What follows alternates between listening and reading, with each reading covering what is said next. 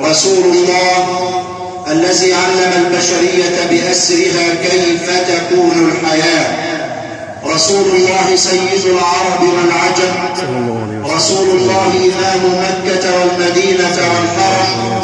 فاللهم صل وسلم وعظم ومجد من أرسلته بشارة وإنارة للعالمين، وعلى آله وصحبه الطيبين الطاهرين. أما بعد، أيها الموحدون بالله، بداية أدعو الله سبحانه وتعالى أن يرحم الفقيد رحمة واسعة.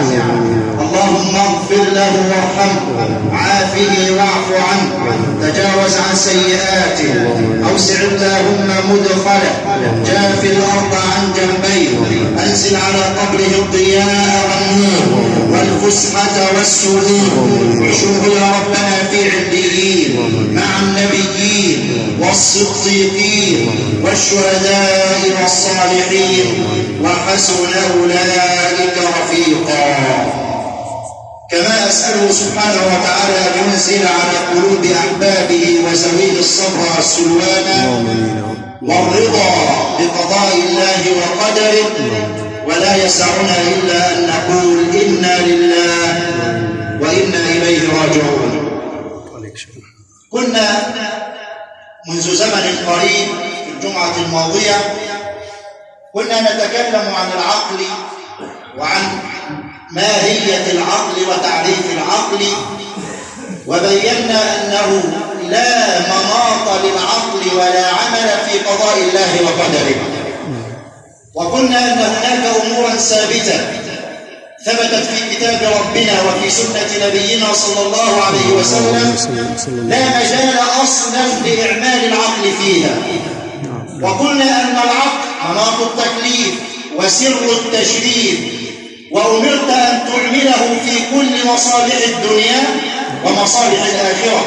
ولكن هناك أمور قد تكون أمور مشهودة وليست غيبية ولا مجال أصلا للعقل فيها، منها الموت. هل من الجالسين أحد يستطيع أن ينكر الموت؟ لا أحد يستطيع. ليه؟ لأن الموت واقع بالمشاهدة المحسوسة والملموسة. مهما طال عمر الإنسان، هل خلد إنسان على وجه الأرض؟ لا. هل بقى إنسان ولم يذق ولم يشرب من كأس الموت؟ لا. هل انفلت واحد من البشر وشز عن القاعدة وعن مراد الله من خلقه وبقى وخلد في هذه الحياة ولم يمت؟ لا. لا يستطيع العقل أصلا أن ينكر ذلك الواقع.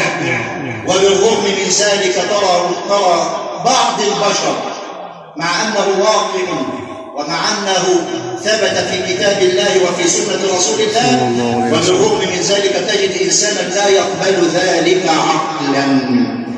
كيف ذلك بعد أن تصلوا على النبي صلى الله عليه وآله وسلم؟ قالوا العقل إذا اقتنع بشيء أو إذا استسلم هذا العقل لله رضي عن من؟ عن الله.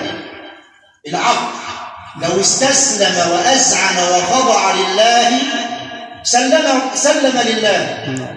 فتجد الإنسان عندما يمر بهذه المحن وهذه البلايا وهذه الاختبارات والامتحانات تجده ثابتا راسخا كالجبال الرواسي الراسخة. طيب ما فيش اقتناع أو ما فيش العقل فيه مشكلة؟ لا، تجد الإنسان يجزع والعياذ بالله من قدر الله وقضاء الله، وتراه ساخطا غاضبا عن كل أقدار الله، وكل أقدار الله للإنسان خير. واعلم أنه لن يكون في كون الله إلا ما أراد الله. فالموت بإرادة من؟ بإرادة الله. والحياة بإرادة من؟ والصحة بإرادة من؟ والغنى بإرادة من؟ والفقر بإرادة من؟ لن يكون في الكون شيء قط إلا بإرادة الملك سبحانه وتعالى. فالحمد لله.